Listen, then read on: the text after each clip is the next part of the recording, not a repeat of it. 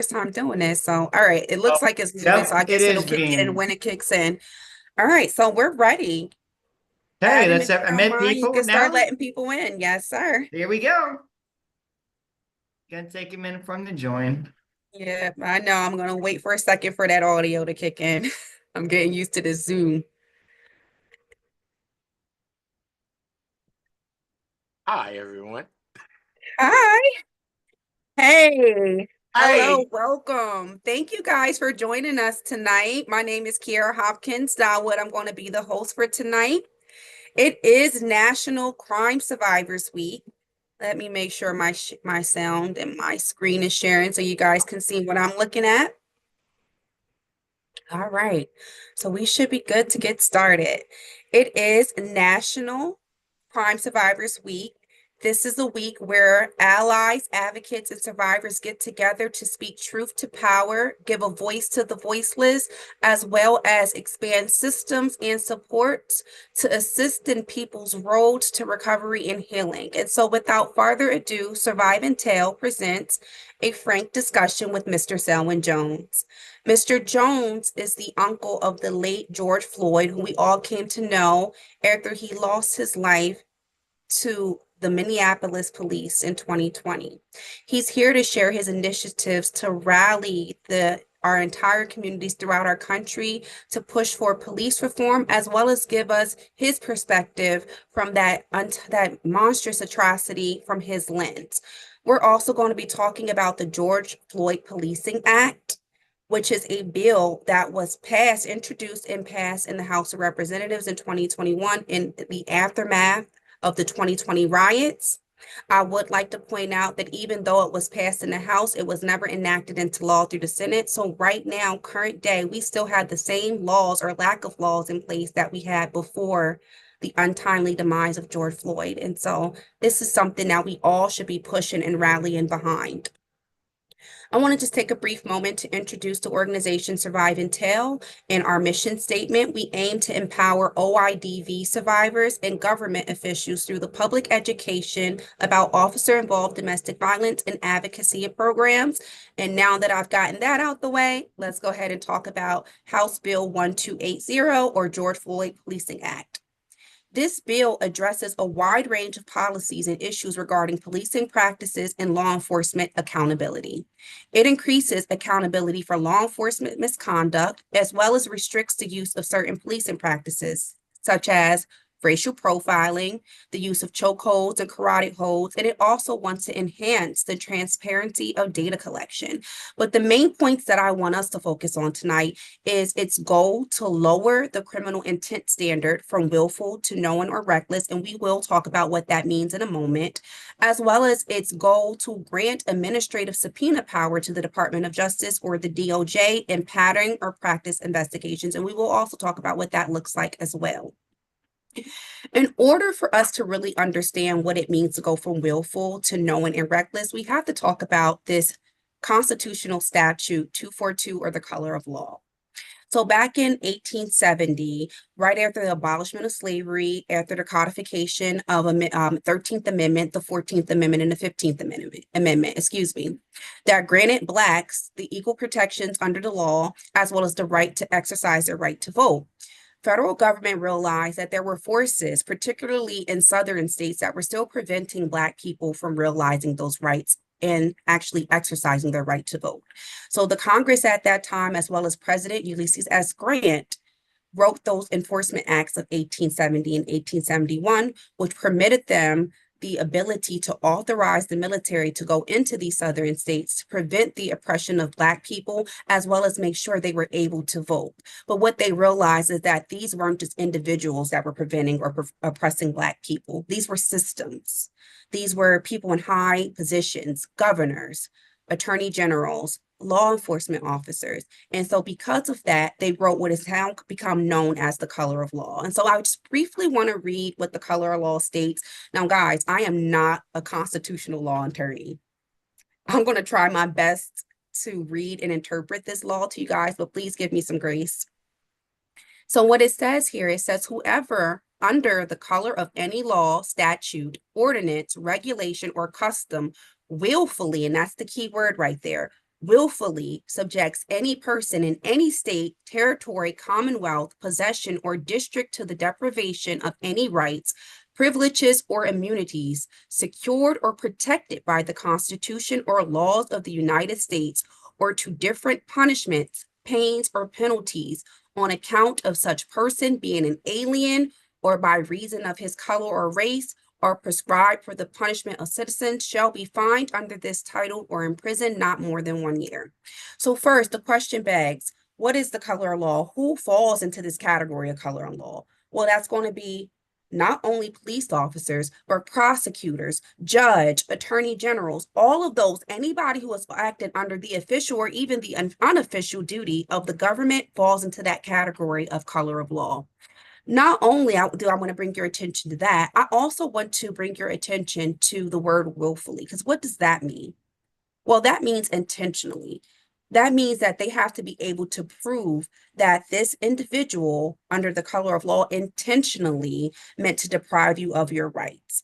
And that's the big problem here. It's really hard to prove intentions in the court of law. And so you have a lot of police officers who are getting away with harming our communities because they cannot prove that they intentionally meant to cause harm or unalive an individual. And so what the George Floyd Policing Act wants to do is change that word, willfully to knowing and recklessly. So I give you guys this example. Let's say I'm running around and I have a knife in my hand and I'm in a crowded area. I don't intentionally want to hurt anyone, but I'm running around with a sharp object in a crowded room. Did I intend to stab someone? Maybe not. But should I know as an adult that running around with a sharp object could potentially cause harm? Absolutely. And should I be held accountable if I cause harm? Yes, you're absolutely right. And so we're asking for the same thing for our law enforcement agencies, our law enforcement officers, our police. If they are doing something that they know causes harm, they should be held accountable. Restricting someone's breathing, you should know that that could cause death. And because of that, they should be held responsible. I also thought it was interesting that they included the word alien here, especially because we know that Donald J. Trump right now is currently deporting legal aliens without due process when they're constitutionally protected here by the color of law. And so these are just things that we need to know and be aware of so that we can stand up and rally again behind activists such as Mr. Selwyn Jones, who's doing the work. And then if you were to continue reading this statute, you can see that the penalties for these individuals under the color of law increase if they cause bodily harm, if they use dangerous weapons like guns that we know all police officers carry. It even goes as far to address aggravated assault, sexual abuse, and attempting to kill or kidnap someone. And as you can see at the bottom, it says that this is subject to either life imprisonment or even possibly sentenced to death. I do want to point out that the George Floyd Policing Act wants to strike out sentence to death because we do not want anyone to die. We do not want law enforcement officers to be sentenced to death. What we do want is for them to be held accountable for their actions. Criminals are supposed to be punished by the hands of the law. And I'm looking at this, and you know my thought on this particular bill. I would sure hope it would have gotten passed years ago, because there's been more people killed by police 5 years after than 5 years before. So there's very few things that we've seen go our way, but we do have the acknowledgement of people that didn't know or proclaimed they didn't know that there were privileges and all these other things. They all know. They've all seen firsthand by my nephew's death and the media coverage that it got over a year. But the first 20 days, it was every second, every day. You saw a black man get murdered by a white cop and his three sidekicks. That's what we saw. Does the crime fit the penalty? Absolutely not, because Krug, Lang are already out. Tao will be out later this summer. So This is one of the problems that we have with that qualified immunity. You know, I have always stated before this particular bill gets passed, it would probably be so watered down that it wouldn't apply to anything. So I've been promoting a bill that we call the Medical Civil Rights Bill, which is a bill that entitles any suspect in medical attention. So that means that if you're at the mall and you get tripped by a cop, he's got to assist you with medical attention, because if the Medical Civil Rights Bill would have been in effect, we got George Floyd, we have Tyrese Nichols, we have Eric Gardner, we have a plethora of people that would be sitting right here talking to us. So, girl, we got battles, we got wars. And as you said, these battles and wars just didn't happen yesterday. These battles and wars started 300 or 400 years ago. Unfortunately, this is what we have to take on in today's world and society. You're absolutely right. I'm glad to lead the charge while we go and fight these battles together, because it's absolutely necessary that we stand together to confront these injustices. So yes, thank you for sharing all your great work, Mr. Selwyn. And so let's just continue talking more about the George Floyd Policing Act. I promise I will not keep you guys too long. I know we all came here to hear Mr. Selwyn speak, and so we will get there. Just give me about 5 more minutes. So I just wanted to talk more about some of the issues that are addressed here in the George Floyd Policing Act, excuse me. One, it establishes a framework to prevent and remedy racial profiling by law enforcement at the federal and state levels, as well as the local levels. It also limits unnecessary use of force and restricts the use of no-knock warrants, chokeholds, carotid holds, which we've all become too familiar with, unfortunately. It will create a national registry to compile data on police misconduct, use of force, traffic stops, as well as the people that are being stopped during these traffic stops. And what will that allow? One is, well, first off, let me say, this data is not to identify any individual police officers, but what it does allow is for oversight to look at the data and say, okay, there's a red flag. We have one particular law enforcement agency that has an extremely high number of police misconduct complaints. Maybe we should conduct an investigation into that law enforcement agency. So that's why that data collection nationally is very important, especially when you know that you have police officers that get fired for misconduct from one law enforcement agency and move across the country or to another state and start working in another law enforcement agency without any real trail of evidence or documentation of their misconduct following them. And we're wondering why we keep having the same thing over and over again. Well, you guys know the definition of insanity, so I won't go there, but I will hit this last point right here, that it also wants to create direct the DOJ, to create a uniform accreditation standards for law enforcement and require law enforcement agencies to complete training on racial profiling, as well as implicit bias, as well as use of excessive force. Additionally, to the oversight from the DOJ, it gives the Attorney General oversight and the ability to subpoena records and documentation reports to investigate law enforcement agencies. Right now, the way things are, there are systems in place that prevent the attorney generals that are actually going in and investigating these law enforcement agencies from getting the documentation that they need to actually conduct a thorough and sound investigation. They can block attorney generals from getting information, police records, so on and so forth.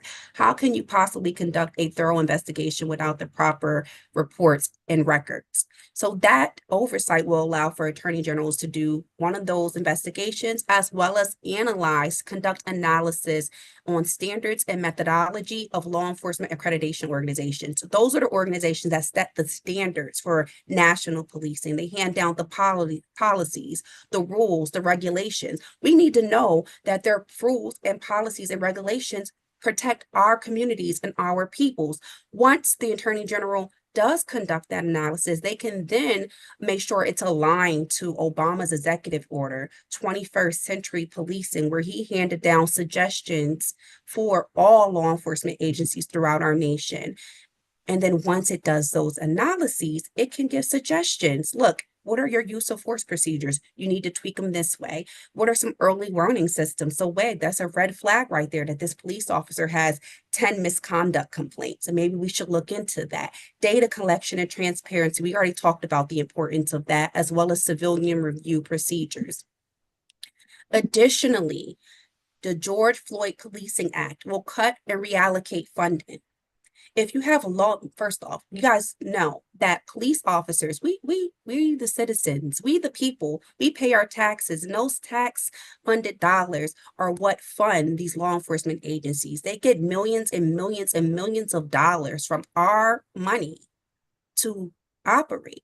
So why can't we have a say in the way that they're operating, and at least ensure that they're operating in a way that is safe for our communities? If we have law enforcement agencies that refuse to cooperate with attorney generals that are conducting these investigations to implement these policies to protect the community, then we can cut funding. It also would allow for the reallocation of that funding to create civilian review boards that have policy making authority, can investigate and have subpoena power, can provide advocates for civilian complaints, as well as other things. These funding can also study management and operation standards of law enforcement agencies, as well as create pilot programs. Also, it calls for additional training on the use of deadly force, less lethal force, as well as de-escalation tactics, how to interact with our youth, individuals with disabilities or communication barriers, as well as how to properly conduct arrest search warrants, so on and so forth. And then lastly, there are some additional points in that George Floyd Policing Act that touch on sexual assault. Many don't know this, or maybe you do. Sexual assault is a huge thing in policing right now. And if you don't believe me, I took some time to just find some articles here just talking about the amount of sexual assault claims that have come up against police officers. And guys, look at the dates. This literally is happening as we speak. Now, as thorough as the George Floyd Policing Act is, I do believe that there are some things that need to be added, just like Mr. Selwyn Jones pointed out earlier. One, there needs to be explicit language in there that addresses officer-involved domestic violence, which is a silent epidemic. Police officers abuse at a higher rate than the general population, and because of their law enforcement status, the victims are suffering in silence. And so I'll just say that and leave that there. If you are from the local Harrisburg community and have joined us, you probably recognize that last article from Stilton, where a police officer last year was suspended after being charged with rape. And so these are my references. You can find the bill at the website at the top. I can copy this into the chat just in case you guys want to do your own research. But I'm going to stop now, and I'm Wow. going to introduce Mr. Selwyn Jones. Wow. Dear, dear, dear. I knew I was coming to class today, but man, I didn't know I had to sit in the front of the class. Get it, girlfriend. I love it. That's how you prepare to win battles, by educating yourself, you know? And one thing that a lot of people don't know about this George Floyd Policing Act, it would have to get passed state by state in order for it to affect an individual state. Getting passed federally, that's for the FBI, that's for the, you know, the federal officers, federal prisons. But down to your local entities, that wouldn't affect them at all. So that's the reason why we're fighting so hard to push this medical civil rights bill. There was a civil rights bill passed in 1964, wasn't there? The 1964 civil rights bill. Yes, that bill that basically stated that racism was abolished. Am I correct? That's what it stated. Anybody that showed indicated signs of racism or favoritism because of one's color of one's skin, you're supposed to be arrested. You're supposed to, you know, criminals. I mean, criminals are supposed to be are put in situations where they have to pay back to society when they do wrong. This is the problem, dear. This is a society that has been taught to kill, to beat, to torture, to me, power and control issues is a lot with a man. And power and control issues is a whole lot with a man that doesn't look like me, because generally a lot of them are leading the world or making all the rules. You've heard a couple of good statements from that guy Musk that's talking about Derek Chauvin need to be freed, him and Shapiro. Like I said, a lot of people in this world got a lot of money, and they say things off the top of their head or in the bottom of their heart. But I honestly think that we are put in a situation where we've given a certain amount of people power, and they have overexceeded it, because I didn't know the severity of domestic violence through police officers. And then I started investigating. I see you have a young lady up here that's helped me, Stephanie. But in the Army, in the Air Force, in the Navy, there's hundreds of cases where people have been killed, literally killed by their spouse, and they blame it on PTSD. When is it going to come time for people to start being accountable for their actions and stop blaming it on some kind of symptom or syndrome? Because my mama told me, stupid is, stupid does. If you do something that you shouldn't have no business doing, that should be taken care of. And having police officers that are supposed to be the do all and the be all, protect us and to protect themselves, and to find out that 35% of them can't even protect their own home life because of violence. Oh God, girl, that tells me something that I really don't want to know. Another problem we have is Miss Di. I'm gonna call you Di. A lot easier for me. Miss Di, me and you committed the crime, and you took off, and I had another sidekick with me. Guess what? I'm throwing you under the bus. I'm throwing you under the bus. Well, guess what? We've been thrown under the bus, under a knee, under a rope, under a lot of horrendous situations because of skin, color, religion, race. So all of these things that we talk about, they all come into agreement that skin, color, race, the amount of the amount of the cash in your wallet. Rich people get arrested, they get good lawyers. Black people get arrested, unfortunately, they get the public prosecutor. So these things have been made for this direction, and that's where we come in at as champions of war, and to try to change some of these misdirections and try to make people accountable for some of these things. So, dear, as you know, we got work to do, and we're going to have to continuously do it, dear, because you can't let your feet up, because here in a month and I don't know, 40 days, it'll be 5 years since the most horrendous situation that's ever happened occurred, that most people will ever see, and they saw it. And all we did is wake up one day, dear. All we did is do and wish and hope and pray that we could wake up one more day. And we woke up that day, and look at how the world has changed. Look at all these different scenarios that are coming at us. Not only people of color, but people of all races. Now, death doesn't have a color. Police brutality doesn't have a color.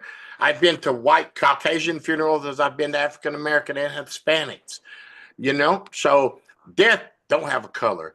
This is a horrendous group that we have to be a part of. I hate that we have to meet like this. I hate that we have all these people joining these groups to either find out or to have some kind of emotional impact from it. Because pretty much as simple as this: birds of a feather flock together.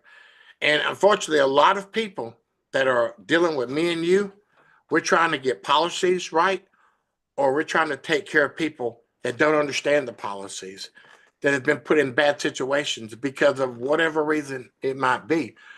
We have to continue to have these opportunities, to have conversations. So you, the smart girl, the lawyer, can ask lifetime experience, crazy Uncle Selwyn, that has been in the Klan neighborhood, gang neighborhood. I was in Utah last week. No, I was in Seattle last week. Girl, let me tell you something. I went to an innocence project. Now, you think everything else is bad? Here goes just something else you can add to the table. I'm sitting at a table, Di, and there's three people sitting here. Three people, me and three other cats. And they had sat for 102 years between three human beings. That's the time that they've been incarcerated, wrongfully convicted. And you sat in a place, dear, where everybody around you has been in, everybody has a story. And the one commonality that I notice, you can get on a plane and you will see no more, unless there's a basketball team or a football team, you will see no more than 3 or 4 people on any plane that we get on. Any plane. When I was looking through the Innocence Conference and introducing myself to people, 95% of them look like us. So I still have a problem with the world's smallest group of civilized people commit 40% of the world crime. And we are at 42.5 million people, and the world has about 8 billion in it. So we have a lot of these things, dear, that we could address, that we need to fix, address, talk about, figure out the bottom of. Another thing that is mandatory for me. And once again, if me and you working at the same shop, why are you going to investigate me? Because that good old boy system comes back in. You're my friend. I don't want to take your pension. If you are convicted of any kind of crime harming anyone, your pension shouldn't be taken. That's one thing that's definitely mandatory to me, because a lot of people don't understand things until they start hurting your pocket. Once you start taking things from him, do you honestly think Derek Chauvin would have did what he did in front of millions of people if he didn't think he could get away with it? First of all, he should have been fired 10 years ago. Alec Grayson with Sonia Massey. You don't go from 6 different police departments in 2.5 years and 2 DUIs. Those are ticking time bombs. Think about it. If you're working in a group setting, you know the person that's going to go a little bit more. You know the person that ain't going to do poop either. Well, when these police officers see these guys, if you don't say anything about it, unfortunately, you're just as guilty, because you could have prevented it. But there's a lot more than police brutality. There's a lot more than racism. There's just a whole lot of stuff that goes into to making a better world, girl. And we just barely scratched the surface, because we got a lot to get. Back at you. No, I absolutely agree with that. And you know what? I think if we all do a small part together, we can make that difference. That is absolutely necessary. So thank you, Mr. Selwyn, for that history lesson. You caught me up a little bit, but no, I appreciate it. So guys, we have made it to the portion of the evening that you guys have all come to hear, which is Mr. Selwyn Jones talk more about his experience and what he's been doing throughout the country. He has already briefed us on all the great work that he's been doing, the projects that he has touched with his compassion and his passionate spirit. I can say this, I was introduced to Mr. Selwyn Jones through one of our board members, Stephanie. And from the time that I spoke with him, I could hear the passion in his voice, the joy in his words. I was immediately motivated and inspired. And when I saw the work that he was doing, I was like, this man is the living embodiment of what it means to take a trauma and turn it into triumph. And so with that, I know that the work that he's doing is going to be and has already been transformative. And so I'm just grateful and honored that he was able to join us and share his experiences with us. And so I just want to go ahead and read his biography so you guys can really know the extent of everything and everything he has and is doing in our world to make it a better place. Mr. Selwyn Miles Jones, born in 1966 to sharecroppers in the Jim Crow South, is a passionate community and civil rights leader, a humanitarian who has dedicated his life to driving social change. As the youngest of 17 children, he was raised in Goldsboro, North Carolina, where he and his siblings worked tirelessly in the tobacco fields alongside their parents, enduring profound poverty and systemic disenfranchisement. Despite the harsh realities of his upbringing, Selwyn's mother instilled in him the power of big dreams. His athletic talent became a vehicle for transformation, ultimately leading him to a successful career as a salesman, hotel owner, and devoted husband and father alongside his wife, Joey. Selwyn's life took a heartbreaking turn on May 25th, 2020, when he witnessed the murder of his nephew, George Floyd, by Minneapolis police officers. The tragedy ignited a global civil rights movement, and in the midst of collective grief, Selwyn found renewed purpose. Determined to honor his nephew's legacy, he became a vocal activist committed to ending police brutality, systemic racism, and violence. One of Selwyn's notable achievements was advocating for the removal of the Confederate flag from police uniforms in Gettysburg, South Dakota, a powerful step forward in challenging symbols of racism, slavery, and oppression. His advocacy extends across the nation, where he speaks at events offering hope, healing, and solidarity to families affected by similar tragedies. Selwyn is the co-founder of Justice 929 Incorporation, a nonprofit organization dedicated to advancing justice, equity, and accountability for communities impacted by systemic injustice. Through this work, he empowers historically marginalized groups and fosters real change at the intersection of activism, advocacy, and community support. He also co-produces and co-hosts the inspirational podcast, Setting It Straight with Selwyn, which uplifts voices from across the country, inspires youth leadership, and sparks vital conversations around justice, healing, and the power of collective action. Currently, Selwyn is working on a film project and continues to use his platform to champion legislative reform. He is an advocate for the Medical Civil Rights Act, a proposed bill that would require law enforcement officers to immediately summon emergency medical assistance when someone in custody experiences a health emergency. Once honored as a GQ Man of the Year, Selwyn walks this earth with unwavering purpose to be a voice for the voiceless, a light for the hurting, and a leader in the fight for justice. His journey of personal growth and resilience continues to uplift countless lives, making him a true beacon of hope in a world longing for change. All right. Can we get a round of applause for Mr. Selwyn Jones before we get started, guys? I'm excited, guys. Come on. Where's the excitement? I'm so excited to get started and jump in, Mr. Selwyn. I think you are muted, but I'm going to go ahead and get started if you're ready with our first question. Get it. Absolutely. I see the claps coming in the chat, guys. Man, I can, you know what? My camera's really working too good today because I can see a little gray and a little dark. You're looking good, Mr. Selwyn. Old school.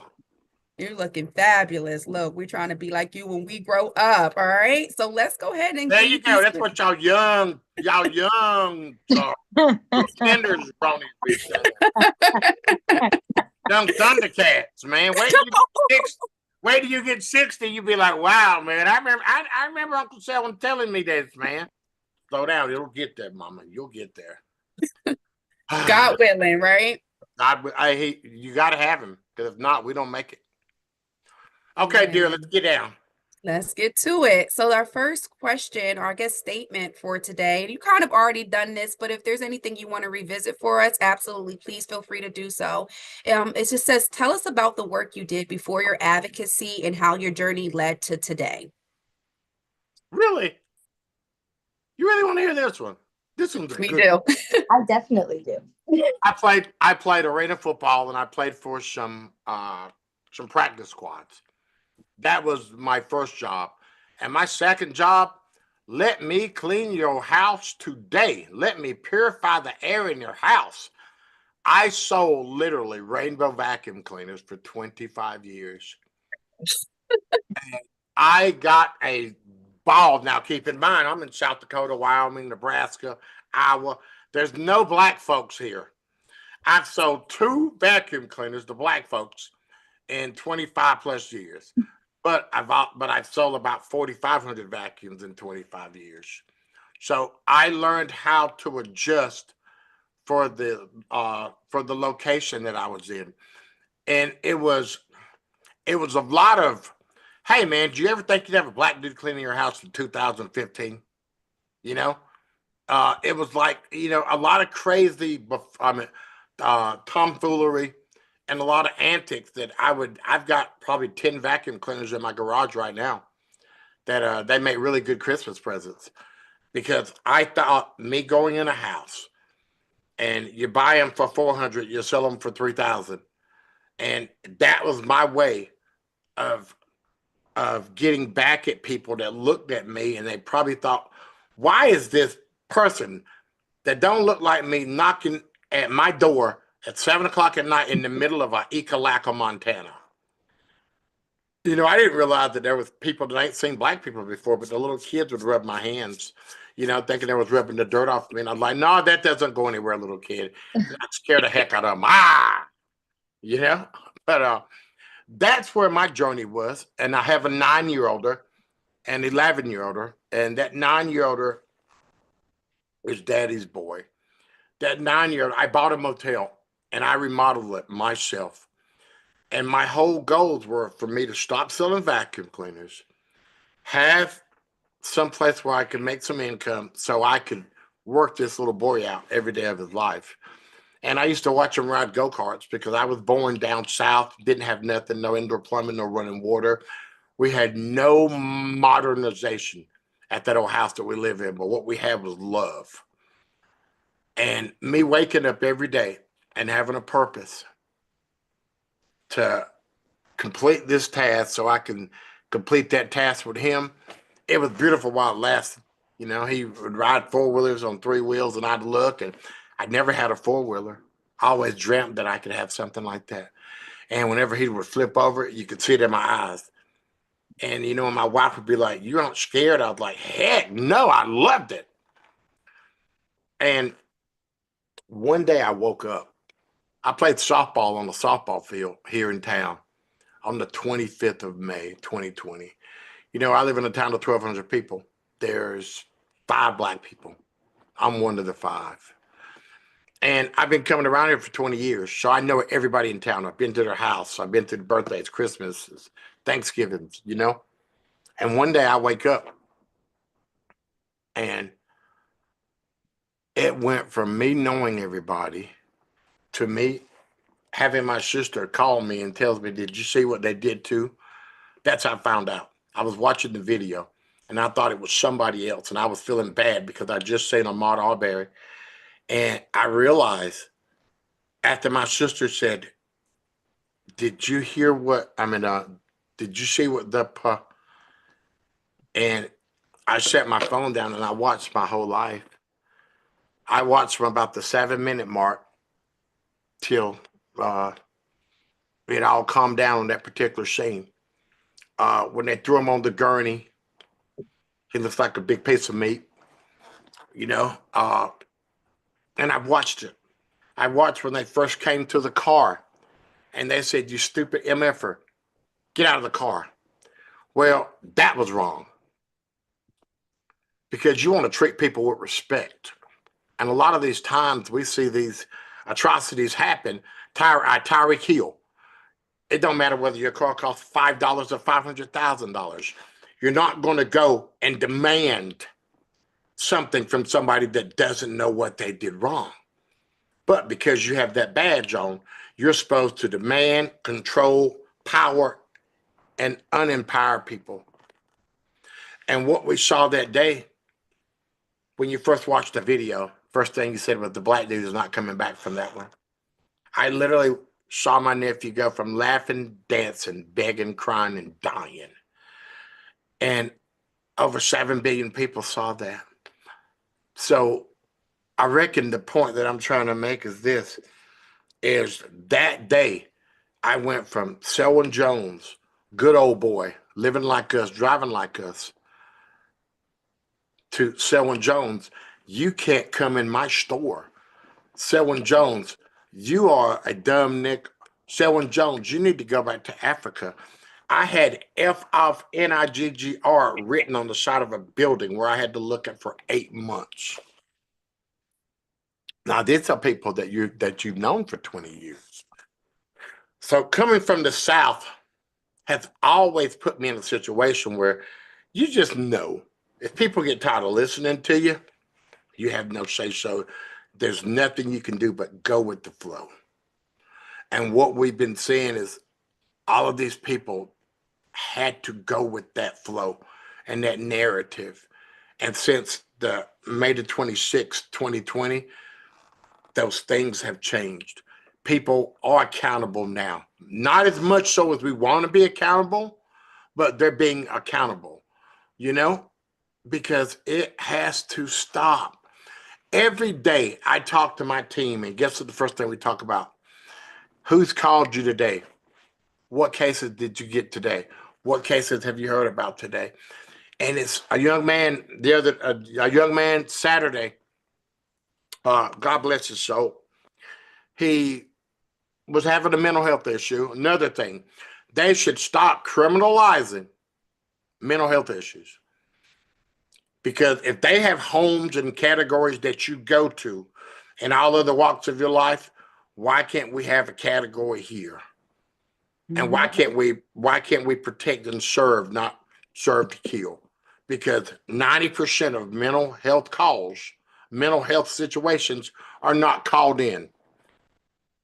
They're run up in, somebody had walked in a house, or somebody's behind a building, or somebody's walking across the street.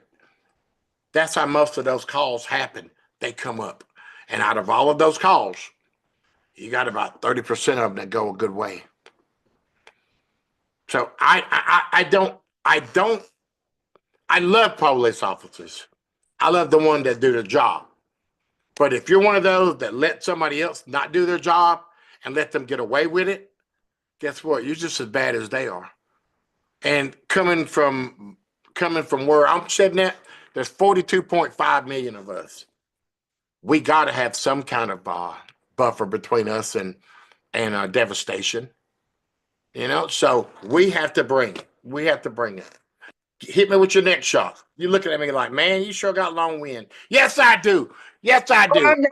No, Got a I'm big just cabin. enjoying like your story, and as you were sharing, I was getting emotional with it. I could say what I picked up on through everything that you shared was the love that you have for your family, the love that you have for your children, the love you have for what you do, even, you know, wrapping up and saying that you love police officers, the good police officers that do what they are supposed to do. Like that line, that love shines through you in everything that you do. You know, And I got a lot of girls that's gonna holler at me and go like, man, you can't do that to us. I tell them all the time, man, it wasn't that second cop. It might have been that 10th cop, or it might have been that 20th cop. So let's don't blame those that are in between. But you know, with life, as we get mature, there's one thing we should always learn that most people don't learn. People show you who they are, you just have to believe them. You know, when you come into contact with people, what they're capable of. Most people can feel that immediately. I know that when I've come in contact with police officers, I know when to talk trash and what not to say. And trust me, they flipped the coin in my family and said, who would you figure would have been the person that got killed in our family by police? It was a no-brainer. It was an absolute no-brainer. I was the winner chicken dinner because I've never been stopped, especially in the last 35 years while I was driving a nice car like they were, where I was living in a nice house. Dog, what the hell you stop me for? Whatever you stop me for that's going to get it taken care of, I'm either going to go to jail or you're going to let me drive away because I'm not going to get shot, and I'm not going to shut up because you're not going to talk to me like I'm some kind of punk. So respect that. I do. And so, speaking about that love and that passion that you have, a lot of us came to know George Floyd after that horrendous incident, but you've known him since he was a boy. You've loved him since he was a boy. And so we wanted to know if you could speak on his background, your relationship with him, how he was growing up as a kid. He wasn't a handsome fellow, I'll tell you that right now. Wasn't a handsome fellow. Uh, when you make it in GQ magazine, you always have to refer everybody else to not handsome. Just saying. Just saying. He was a fool. He was a normal 5, 6, 7, 8, 10, 12, 15, 20-year-old kid, man. You know, this is one thing about any of the things that we have to deal with in life. It don't matter before you reach the age of 12 to 13 years old until you that take that dominant figure in your household, which is normally your dad, till you start siding. But besides that, you lived in the ghetto. You had fun with your friends, you played ball, and you were a kid. You rode bicycles. Average. When you get to be 12 or 13 years old, you start feeling yourself. Girls come, then you get better at sports. And the whole time, you're laughing and joking your way. Buddy, let me tell you, I think I'm a clown. I literally think I'm a comedian. After this world that I'm in, I've got to bust out and become, hey, uncle's in the house today. You know what I'm saying? Uh, but we are those fun guys, the laughable. You're 6'3", you're 6'7". Most of the times you're the biggest and brightest person in the room, and laughter was free when you're poor. So all you want to do is bring those good feelings to somebody's soul somehow or another, and when you grow up poor, you don't know that you ain't got nothing till you leave. But while we were around the house, we had sticks and stones, might break somebody's bones, and you never told because you had the good old boy system back there. It was Selwyn's way. When you come from the baby of 17 kids and you got sisters and brothers that's got 5 and 4 and 3 and 2 and 1, we had a community college back there in the woods, dear. We had a community college, but that community college was led with love. And and a lot of people, when people say, Uncle Selwyn, you gotta love people, man. You gotta love people. I do love people. But there's so many people that will show you that hatred and that demonicness that they have rolling through their heart, their blood. And I want to believe everybody's good until they show me bad. Well, when you are where we're at, you see a lot of bads before they're goods.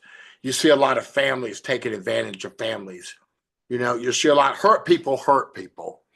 We have a lot of people that we're also working on the wrongful conviction realm, and we're trying to get people back in the civilized world, having a correct reentry program so they can get ready for the outside before they come in, so they can know about their credit, so you can know how to get a loan, so you can have financial literacy.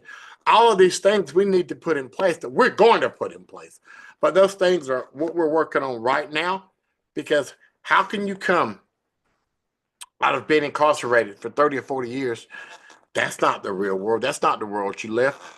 I got a ride from a young man that spent 46 years in Baltimore. Richard Brooks, I think is what his name was. He was on death row for 30 years. Anyhow, they found out that he was exonerated.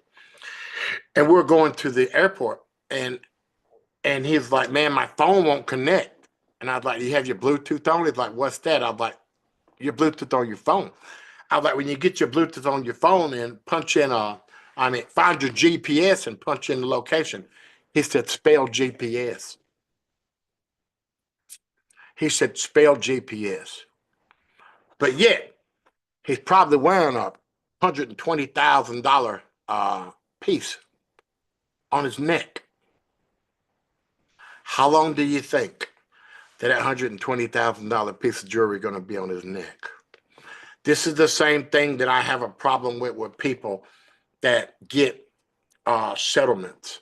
In 4 years, dear, they have drank, party, giving away every dime of it. And they don't realize they got to pay taxes. They don't realize that $100 spent is $100 gone. That if you ain't finding getting $100 back, what are we doing? As we talked about earlier, that word, doing the same thing, expecting a different result, that's called insanity. And these are a lot of worlds that people live in every day. So our work will never be done, and hallelujah, because I didn't want to go nowhere no time soon. I want to stay around and inspire people and talk to people till I'm at least 105. And maybe then I'll slow down a little bit, but I need to get this wing back. But girl, it is now, if I'm not mistaken, you're in Cleveland, right? You're in Ohio?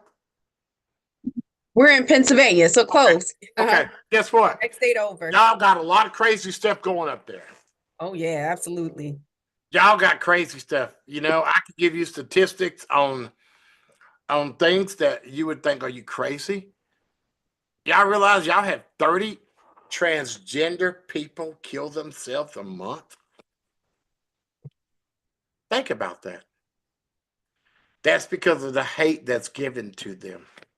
And they don't feel like they belong. Well, guess what? Black folks have had the same hate, and we ain't felt like we've been belonged to. So we can give something from one to another to see how we can change these patterns, dear. Because all of it's pretty simple. People make it harder than what it is, you know. Respect somebody like you want to be respected. Dream, breathe, and deliver. I always say, before you do anything, you must dream it. Then you must take the time to figure it out, breathe. How are you going to incorporate this?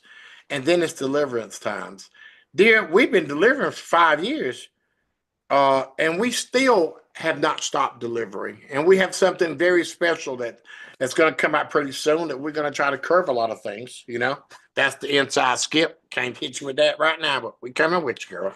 You're going to be the first. You're going to be one of my first ones I'm hollering at. I'm excited. I'm excited for what you Oh, have coming dear. forth. And look, any You way we are. can be a part of it, we always want to be a part and help out and support however we can. So please I keep will us in make mind. sure you got Julie's info. Hey, you got Stephanie too.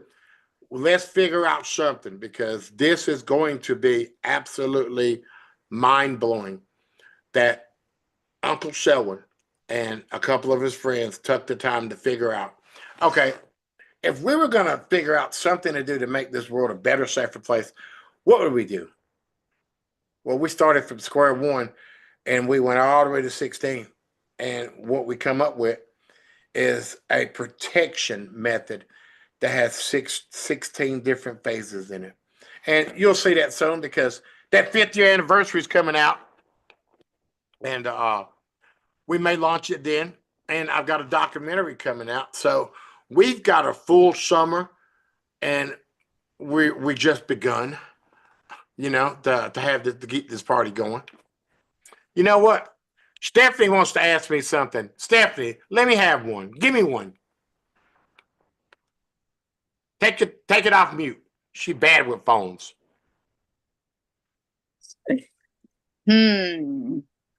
How old are you? No, I'm just kidding. I'm just kidding. Where you at, Stephanie? I'm right here. Can you see me? Okay. Yeah, no, I can't see you, but give me something. You You're can't. always drilling me. Hold on, I can add the spotlight there. There she is. Hello, my Cubano. What's happening? Hello. Look at there. Steph got her hair all down and stuff like she's going on a date.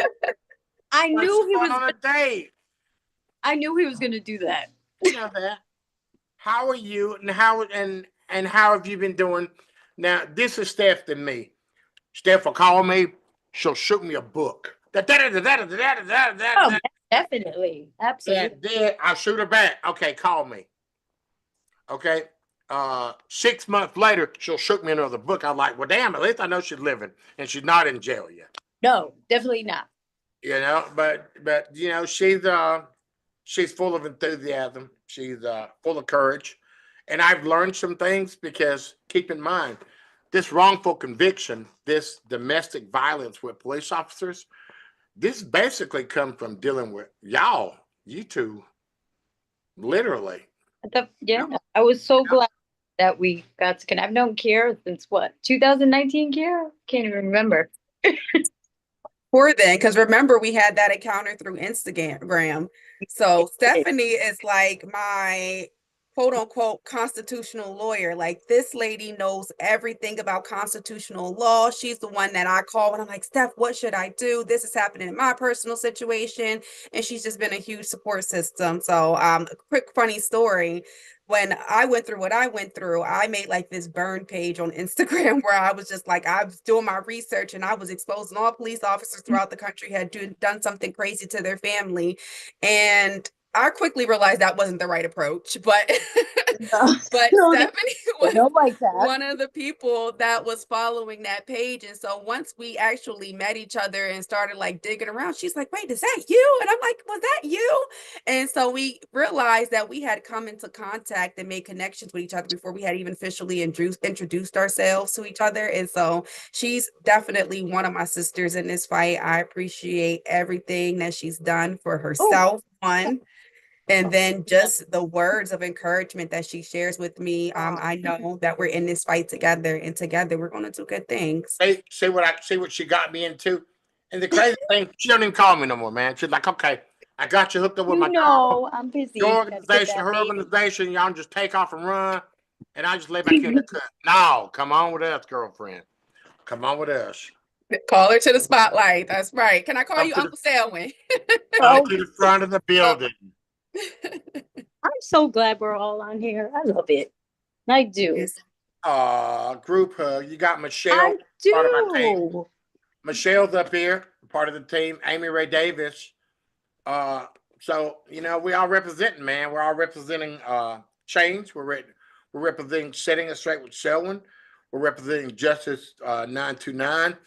The Myth app. We are going to shake this stuff up, and we're going to shake it up by just doing one thing: staying the course and believing that we can make a difference in people's lives, man. I've been to over 60 funerals in the last 5 years, and it doesn't matter whether they're black, blue, green, yellow, purple, or orange. I've been to funerals that I was so pissed off at because you'd look and you'd see the people have been summoned for crossing the rally point, for obstruction of justice, for disorderly conduct, and you end up going to a service that one of their kids are at. And the first time I went to a service, his name was Hunter out in Beebe, Arkansas. I went there to look his grandmother in the eye and said, listen here, you see what you get. I kneeled down before her and I was like, hello, ma'am, I am. And she's like, I know who you are. I can't believe you came. And my next response was, why wouldn't I come? I come for the fight. I don't come for the group. I don't come for the color. I come for the fight. And that's what we have to get everybody in the same mindset. As we want to make a difference. It doesn't matter whether you move mountains, as long as you can move, as long as you can take that one step in front of the other, we can get to a point, because we're never going to finish, but we can plant a lot of seeds and sow a lot of, and move a lot of dirt.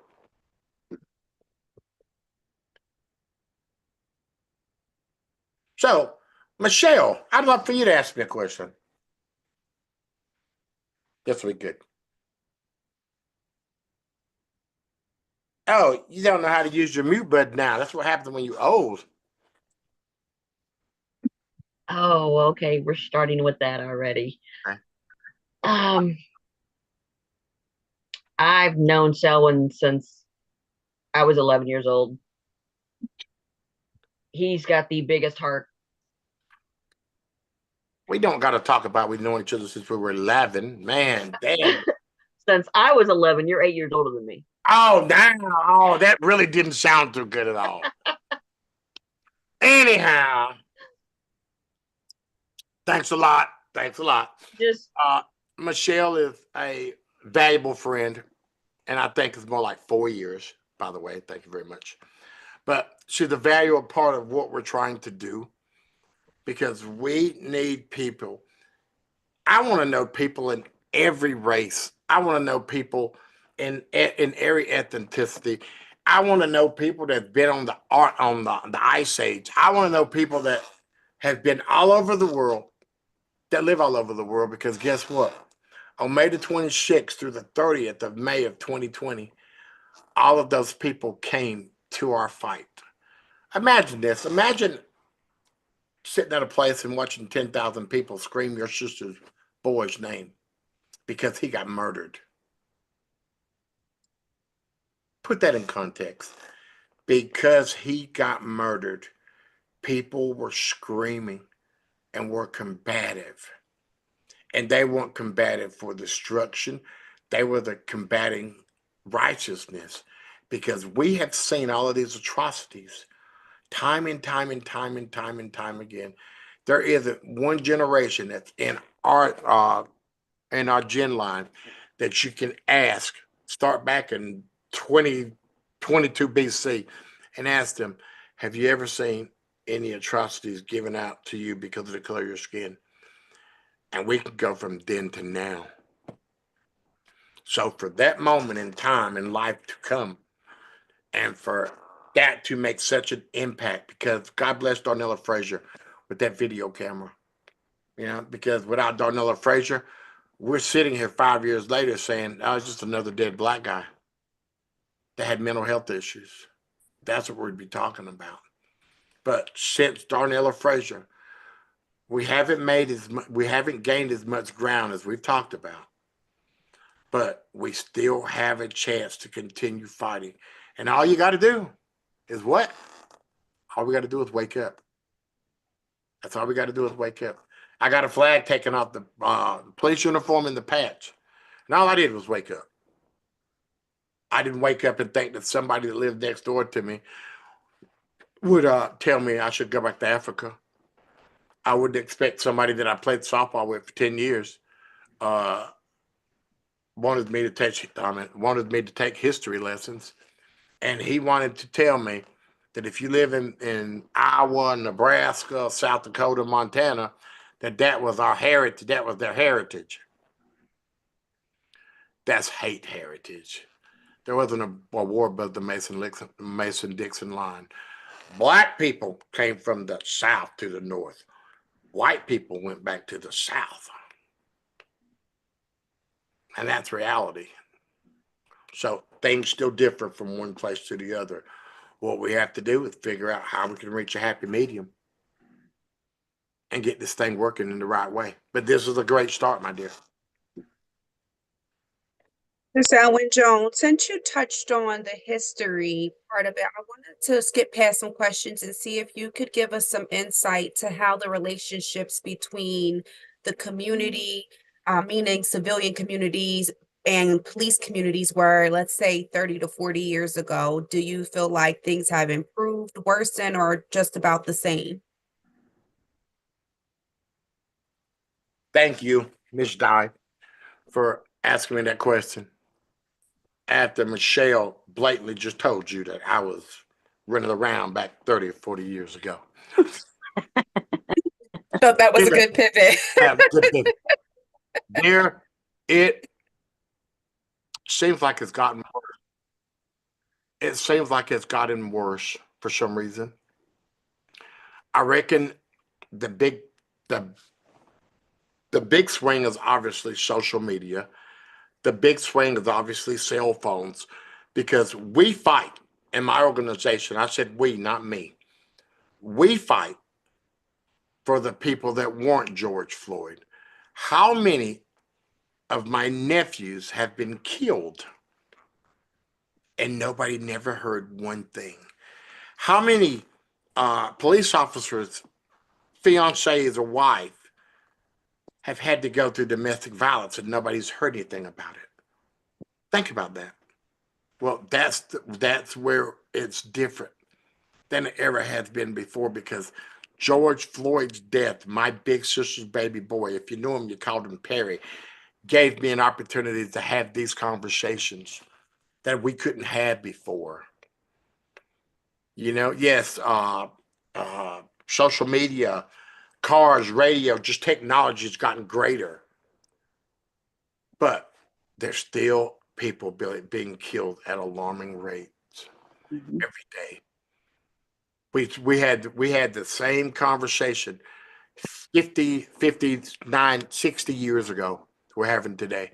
The only difference is they're a little bit more civilized now. They're not sicking dogs on us. They're not putting water hose on. Depending on where you go and how extreme the situation get, because guess what? What you do sometimes is what you would do another time. So I would never say that would never happen to us again. And while I'm on that roll, I'm gonna go and get this one out. This is just my thought. If somehow or another Mr. Chauvin gets released from prison, it's pretty significant to me when the person that's worth $266 billion says something. That normally means it's going to happen, or it can happen. Because when you're worth $266 billion, you could buy the world almost. Think about it. Now, this is the sad part of this equation. Let's say that they pardon him and he gets out. Let's say that they also do it to the boys that killed Ahmaud Arbery, the three white boys. I mean, three Caucasian men. That would start chivalrous, because guess what? People that felt that was wrong and how they murdered my nephew. Guess how people felt how it was wrong, how they murdered Mike Brown and Ahmaud Arbery.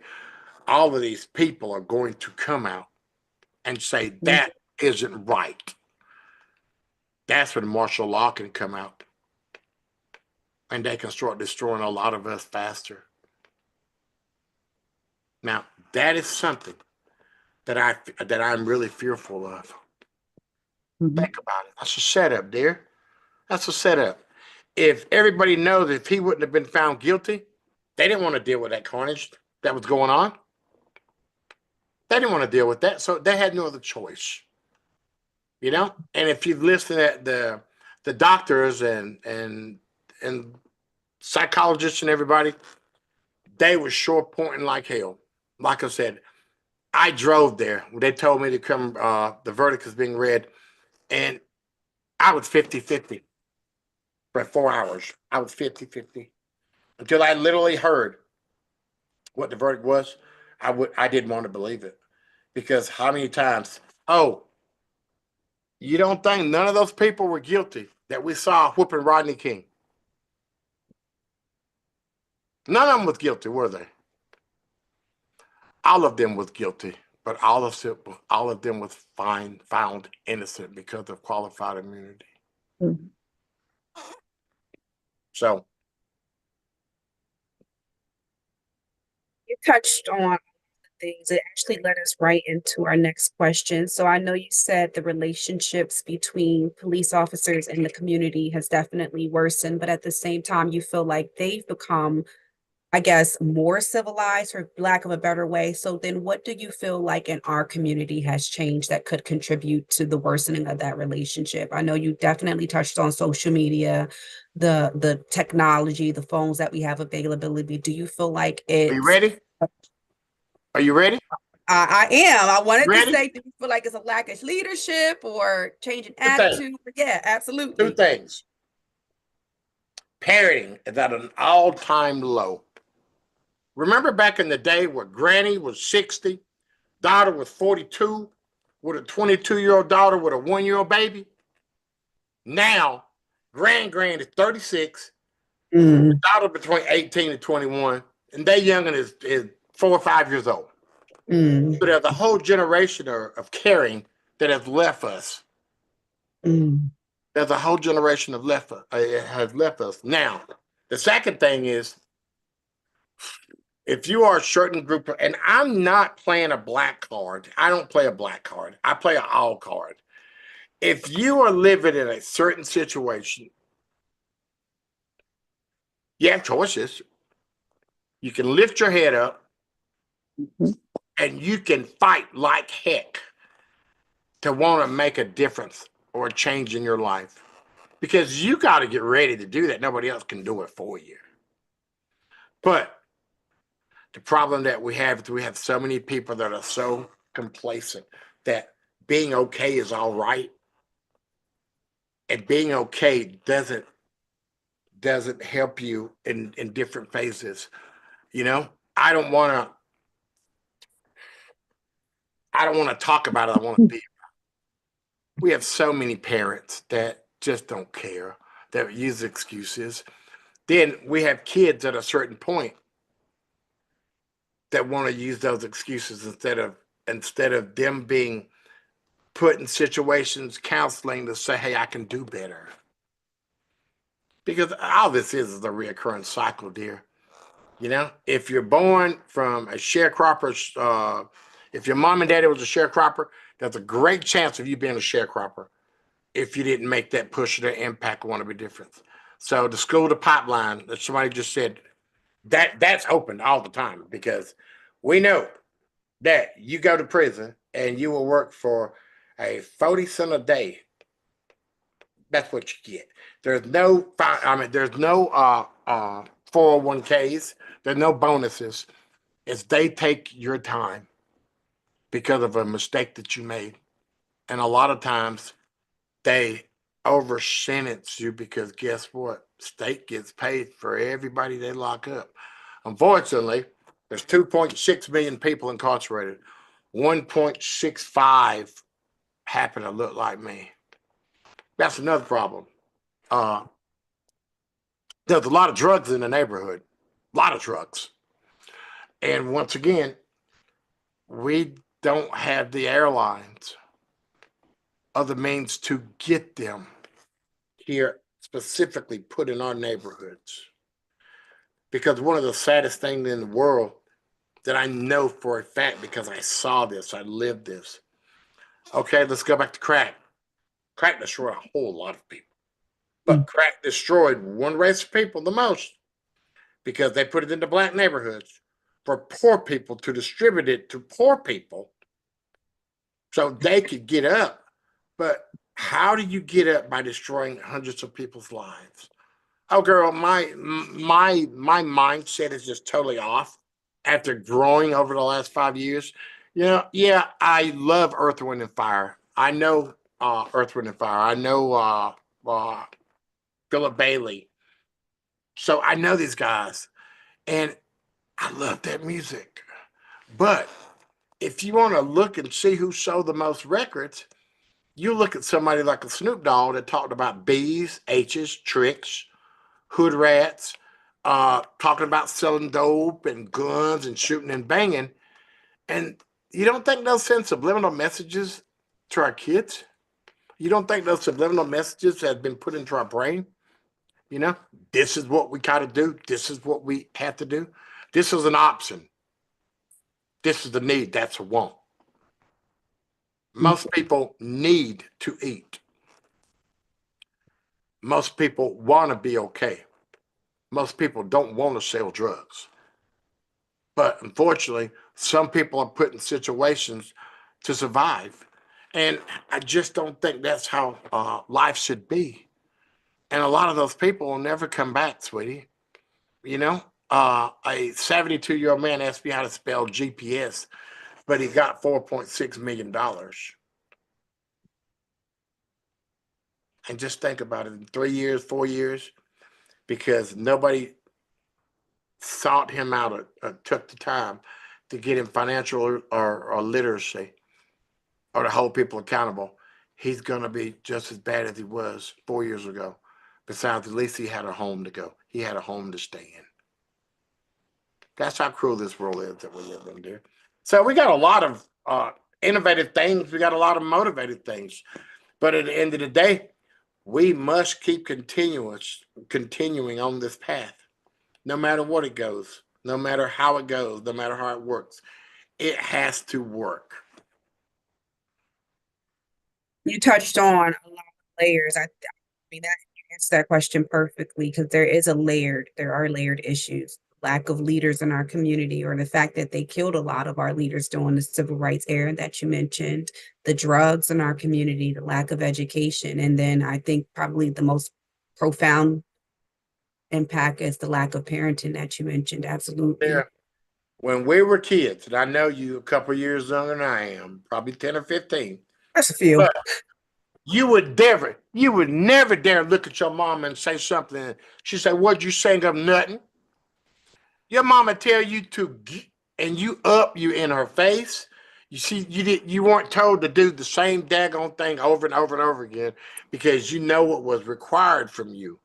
Because there were consequences if you did not do what was required for you. I know people say that spankings are bad.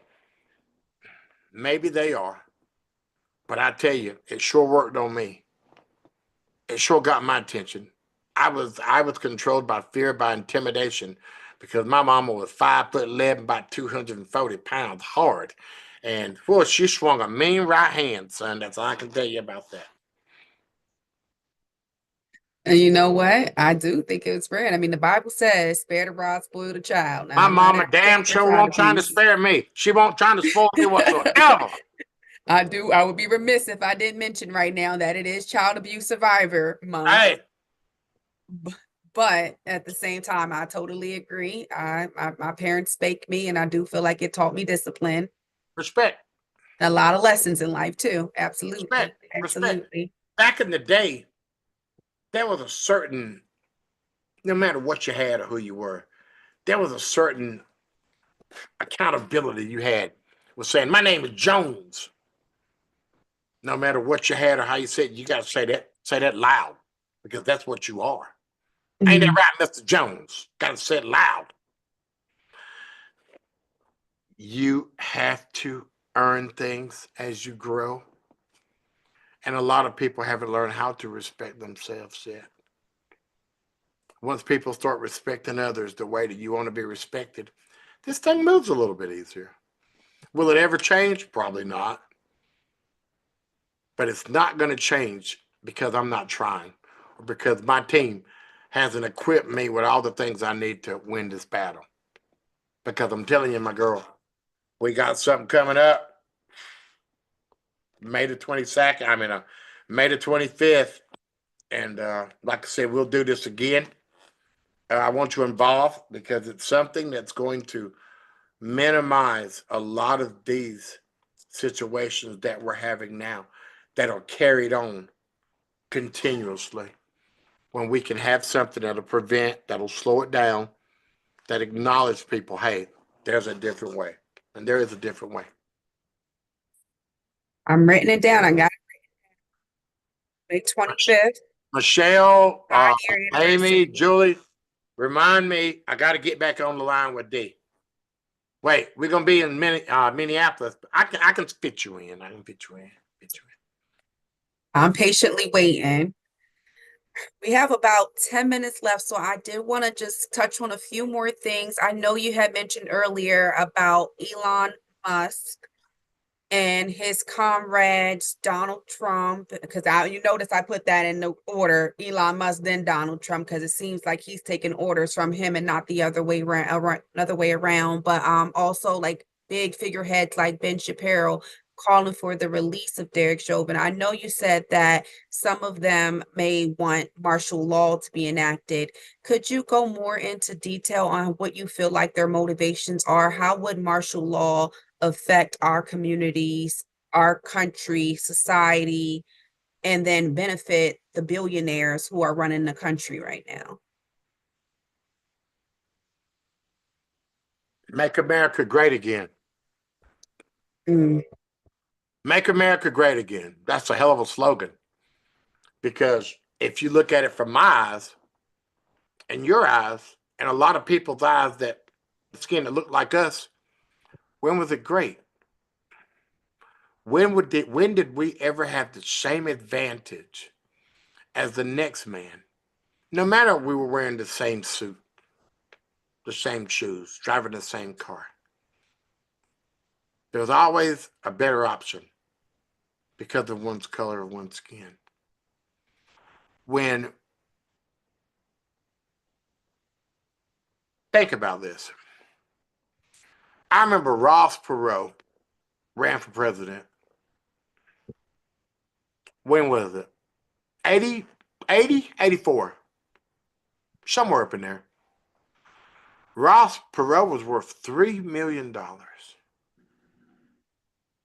Been 40 years ago. I remember when Bill Gates and Microsoft come into play.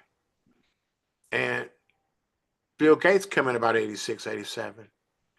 He was worth $100 billion. Tesla has been known about since 2014, if I'm not mistaken. And he's worth $266 billion. Somebody constructed a wonderful idea and a wonderful plan. It seems like all of this was orchestrated. Think about it. They've always orchestrated stuff when it came down to us. You put the drugs in the neighborhood, you sell them in the black neighborhood, you got black people using it, it was fine.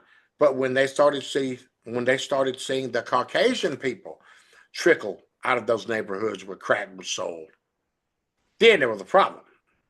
But not until then. Not until it was harming theirs. Well, and I hate to think this or say this or feel this. Could this be their way of trying to extinguish all of the people that don't look like them?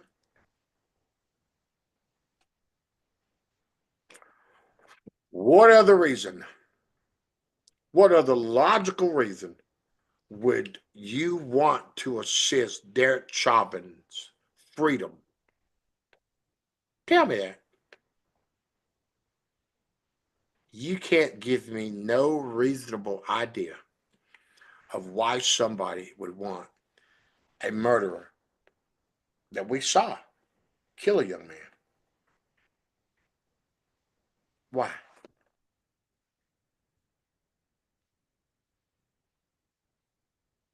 So, dear, once again, you stay the path that you're traveling in. And my path is to make a difference, to make an impact. Something I always tell people, I don't do this for cash. I'm a little round, so I could probably miss a couple of Happy Meals. I do this for the impact of knowing I made a difference in somebody's life. If some little kid comes to me 15 years from now and say, Uncle Selwyn, I saw you talk to my daddy when I walked out of a store. It was me and my dad, and you stopped us. And with the words that you displayed to me, it made me become a lawyer, a doctor. And I remembered what you said. That is going to be more satisfying than anything that I could ever get from this. Because people that you affect, I've got a video. And, you can ask most of my friends that think I'm crazy. But we gave away a mobile shower in Chicago. You pulled it behind an 18-wheeler. We had an event, and there was this young man that got his hair cut, and his girlfriend was with him. And it was just like life started over. And he was going to take a shower in the new shower. And the only thing a lot of people need, I'm trying to find that video, and I never will yet, but a lot of people just need to know people care. I was just out in Seattle last weekend, and the exonerees, that was powerful to me. See how all those people have lost all that time because somebody was mad at you or didn't like the color of your skin or didn't like you were dating somebody's daughter. And we're riding down the street, D, and we turned to a corner. And there was this young man laying on the ground, probably 45, 50 years old. And he was rolling over and he was having fits, and he'd lay back and he would snap back. and it was fentanyl. And I rode, probably 6 or 8 blocks, and you saw 10, 12 people just sitting there. Stores open, a plethora of people coming in and out of the store, and they're sitting there, and that brought tears to my eyes. That people can see people that are so much in need, and all they need is for somebody to show they care. And instead of you saying, "Are you okay?" you'll run from them.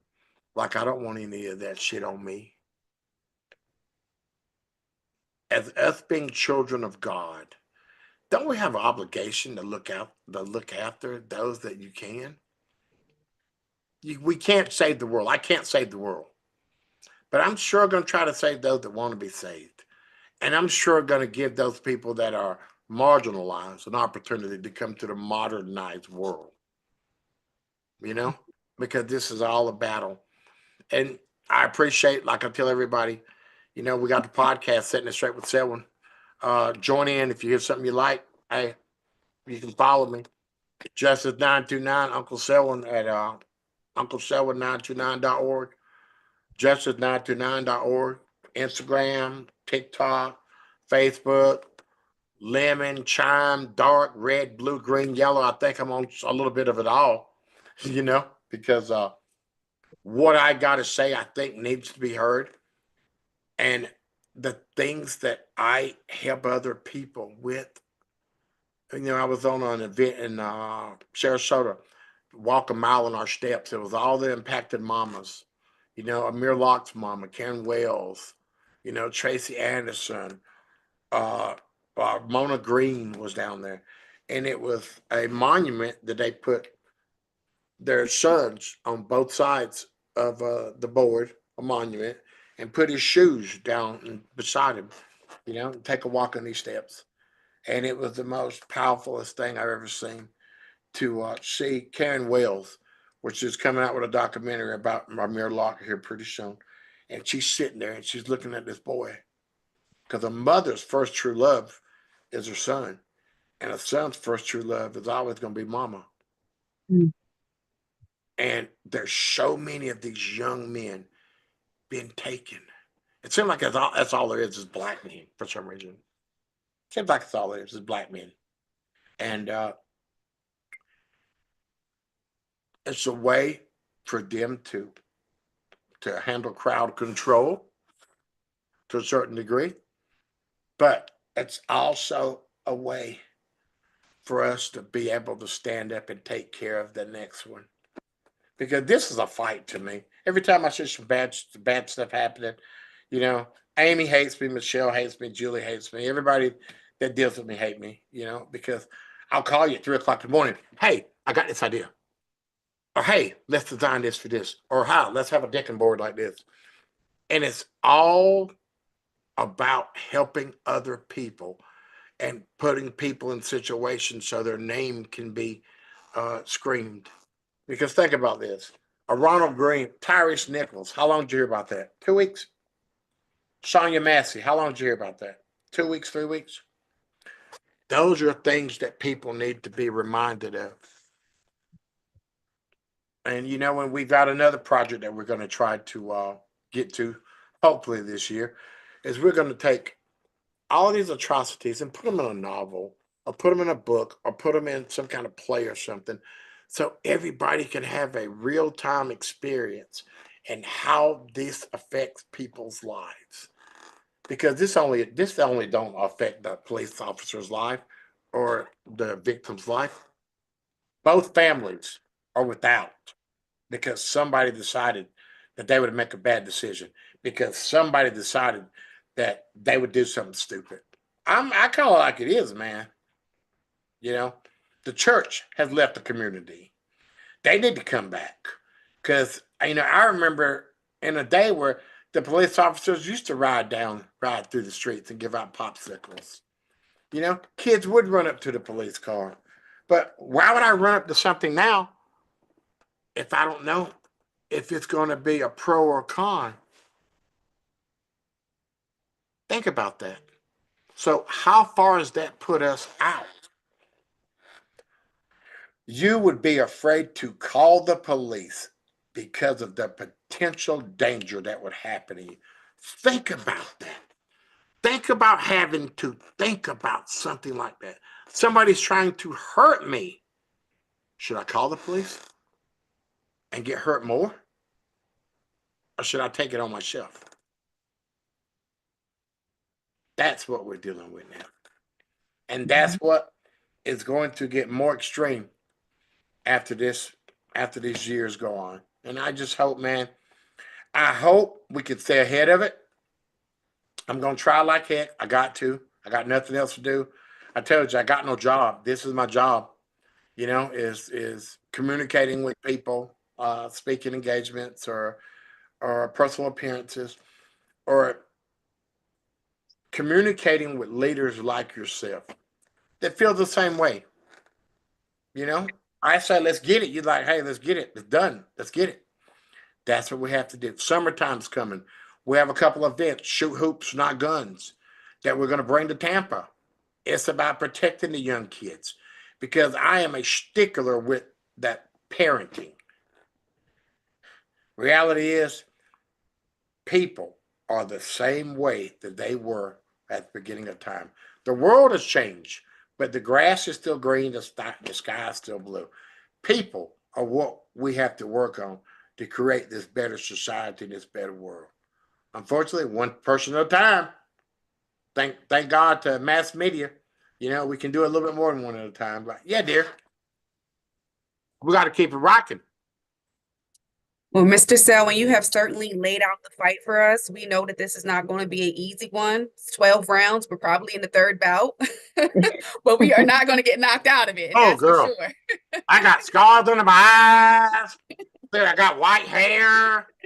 That's the battle wounds, but you know know, what? We're going to those are keep battle fighting, wounds, Mom. and we love to have you as a leader. I tell you, you have impacted all of our lives. What's that word I'm looking for? Drastically is the word I was looking for. And so we thank you. We are a little past the 8:30 mark, but I did want to ask anybody who had any questions for Mr. Selwyn Jones to please share them in the chat, or if you don't mind unmuting your mic and spending a few more minutes with us. Is there anybody who has any other questions that we didn't touch on today that you guys would like to ask?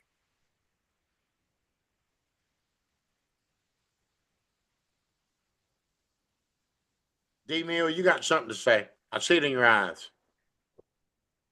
I think that's a good thing. That means that you've already touched on everything. Everyone's feeling fulfilled right now. Yeah. They're and grateful for your time that you spent here with us. You are doing exactly what you set out to do, which is to impact every last person, whether directly or indirectly. I know that you're touching our lives who are here, but I do believe that you're also touching the lives of the people who aren't here.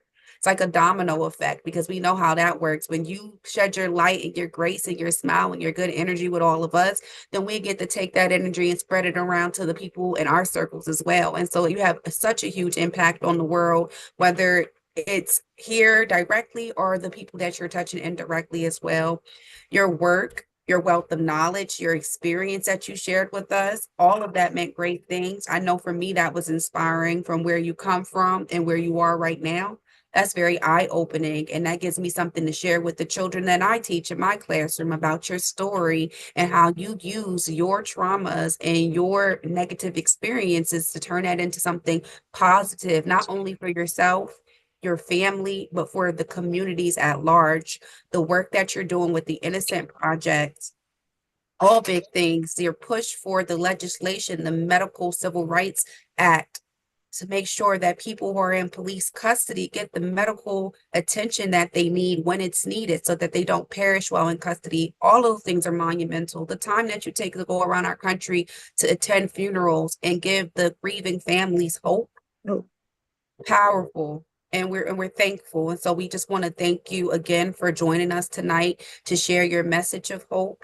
We're really grateful. I'm hopeful that you continue to reach out to us and please take us along with you. Whatever you need us to do to support you and help you. It's an all hands on deck approach here over at Survive and Tell. I do want to thank our board's members, Stephanie, Adam, Lisa, Tyre, who joined tonight. Guys, We got a lot of work to do. You need But to I get busy. You I need wanna to get busy. They ain't playing no games. You need to get busy. Thank you so too, because he was the first. You were the first one to really answer and want to understand about the officer involved part, domestic. So, because it can be hard sometimes. Thank you. I'm so glad everyone got. I Thank am. you, Kiara. Thank you for sharing that, Stephanie. Very important. And guys, just to wrap up tonight, it is Child Abuse Survivor Month as well as Sexual Assault Survivor Month.